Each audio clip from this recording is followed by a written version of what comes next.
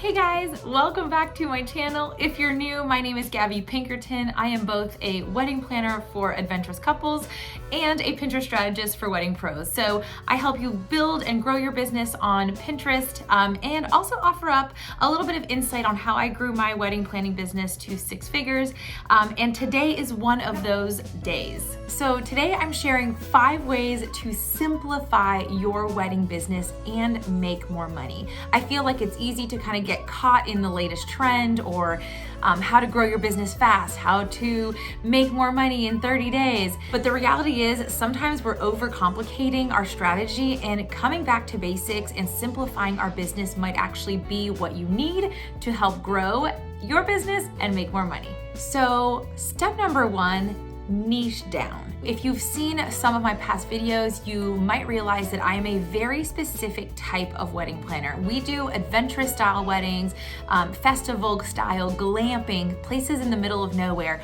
What we do not do are ballroom weddings, mostly hotel weddings, anything that has 4 walls essentially. When I first started, I wanted to do it all. And I think that is very common for a lot of people. And I think you should try it all. When you're first getting started, you may want to try nonprofits, you may want to try corporate, meetings, right? Weddings, elopements, all those things. But at some point, you're going to realize that you are very good at one specific thing. You might be very good at many, so, I'm not saying you can't be, but there is going to be one specific type of client that keeps coming back to you. And also, which part of that did you enjoy the most out of all the things that you've tried? What did you keep wanting to do more of? This is what I would recommend you start niching down to. What that means is you become the expert in that one specific type of event or type of wedding, or maybe it's just a type of client. And once you get really good at that, you become the expert in that field and you can start charging a lot more. So you're taking on less clients, charging more, and essentially you're just becoming a recognized expert in that specific type of event. So for me, simplifying, as soon as I came back to my core destination adventurous style client, that is when I took my business to the 6-figure level. It is what we attract the most of. And I will say we still do some corporate stuff, but we are very specific with the type of client that we book for corporate. So think about that and see if you could get rid of some of the smaller events or events that you're not as excited about, so that you can create more space and open up more time for those really important and fun events and clients that you can charge more for. The second way I really think you can simplify your business to make more money is being very strategic with your networking events or the opportunities that you're saying yes to. For example, when you're first getting started, I understand you kind of want to spread the word. Tell people you are now running your own business, you're an event planner, you're a wedding photographer, whatever it is that you are, and you are maybe attracting this certain type of client. You may or may not yet know what your niche market is, and that's okay. But as you start to develop relationships, create partnerships, or maybe you're invited to speak at a summit at some point, or be part of a conference or a networking event, you'll start to learn what is valuable to you given your time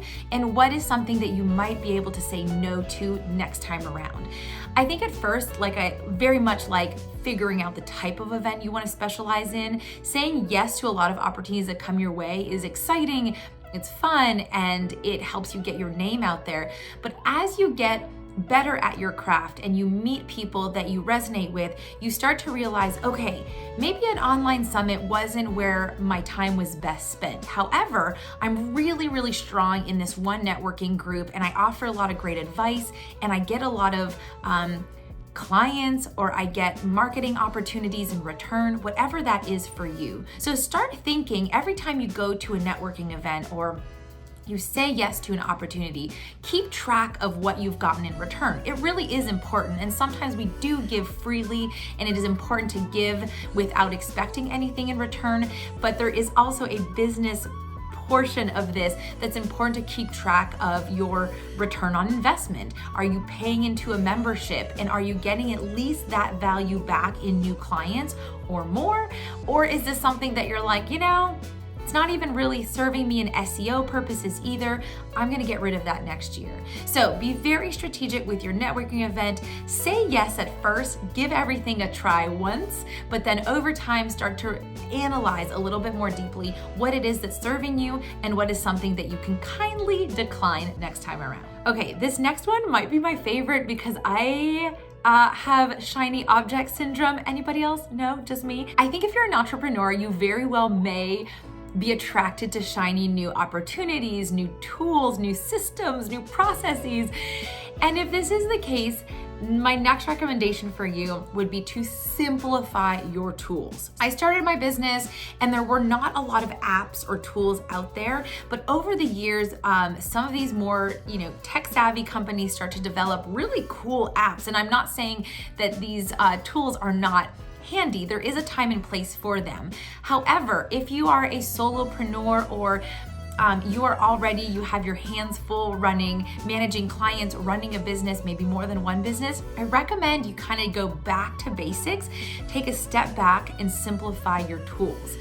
For example, we had a CRM, basically a place where we manage our clients. We have an inquiry form and we can send out contracts and invoices.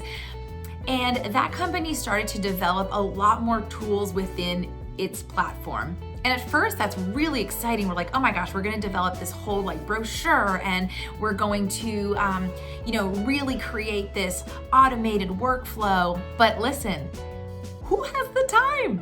Who has the time to build this up? We certainly didn't.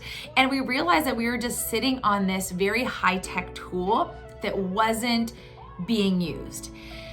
So instead, I actually got approached recently, and a few wedding planner friends, actually several wedding planner friends of mine have gone into this direction. They signed up for this new CRM tool that's really just focusing on contracts and invoices. It's called Rock, Paper, Coin. There are 2 buttons on this dashboard: contracts and invoices. It is the most simple platform. It is a no-brainer for my clients. In fact, when I send a contract or an invoice, it's a simple click, an electronic signature, and a click to make their payment by credit card or bank. And the coolest thing about this, you guys, is it is less expensive than any of my other tools that I've worked with in the past, as in terms of contracts and invoices. So typically, these systems will take a small percentage, about 3% of your credit card for a credit card processing fee. Rock, Paper, Coin takes less. They take about, I believe, 2.5%, which at first you're like, oh, that doesn't seem like too much, but that could easily be well over $2,500 a year. Any penny counts at this point. So I am super, super excited to say that Rock, Paper, Coin is giving all of you a year free by using code GABBY at checkout. I will link that down below. The other cool thing is it was entirely hands-off for me to set up. They are doing the same for you. You send their concierge team your information, or in fact, I think they reach out and they ask for some basic information that you then send to them, and they set up your whole account for you. You send them your contract and they make it clickable. Like, they go in there and make all of the spots clickable for you to type in an amount, type in your client's name. So easy. They put together your invoicing information. All you have to do is add a new client and send it along. So the other cool thing about Rock, Paper, Coin is, like I said, you're gonna see a lot of big names using Rock, Paper, Coin in the wedding industry, and a lot of them have some free resources already uploaded in the Rock, Paper, Coin template area. So they want to support other businesses, and they want us all to share important information with each other. You've got some big names in the wedding industry sharing the welcome sequence they use for clients, or how to request a cancellation, or all of these things that I know a lot of people are asking about in Facebook groups, and especially post-pandemic, this stuff comes up a lot. So give it a try. Rock, Paper, Coin. Put your code GABBY below for a year free, okay? 1 year free. This is a big deal. So I will say, simplifying your tools is probably my #1 recommendation. It is something that we have talked about a ton this year, because we are tired of having a million apps with a million different edit buttons and design features. And at first that was really exciting, but now I just want to go to basics. I want to get that contract signed and I want to get that invoice paid. My fourth tip for simplifying your wedding business and making more money is to know when it's time to outsource. Listen, if you run your business, you are a go-getter. You're ambitious. You are full of ideas. You're possibly an Enneagram 3. And if that's the case, you may have trouble asking for help. You may not love to delegate. You may be type A, and there is nothing wrong with that. You are probably very good at what you do. However, you are limiting yourself in your growth if you're not able to pass on tasks that can be better done by someone else, therefore freeing up your time to do more high-level tasks, right? So as a CEO, my job is to create a vision for the future to make sure that my team and I are on this track of growth, right? We are a for-profit business and we love what we do, but really in the eyes of the IRS, our goal is to make money. So my job is to vision cast, is to market, is to grow our sales. And that to me is worth several $100s an hour. Whereas following up with vendors to get a contract or to get a new proposal, that is maybe more worth like $30 to $40 an hour, right? And that is why I recommend you outsource. So that could be a part-time virtual assistant, or that could be a specific tool like a payroll tool or a we do Pinterest for a lot of our clients. So outsourcing the social media portion of a business. Now, you have to really weigh the pros and cons. Where is your time best spent? What are you really good at that will help bring your business more money faster? I started with my very first, we'll call it employee, was a virtual assistant, 5 hours a week. And let me tell you the time that freed up for me to bring in new business, to network, to build an online presence, to record a webinar, to do YouTube videos, right? So if you're scared, don't be scared. You can send me a message. I'm happy to talk you through it. I would expect a virtual assistant to be anywhere between $25 to $40 an hour. And at first you might think that is steep, but I've heard this many times this year. It has been a challenge following up with vendors.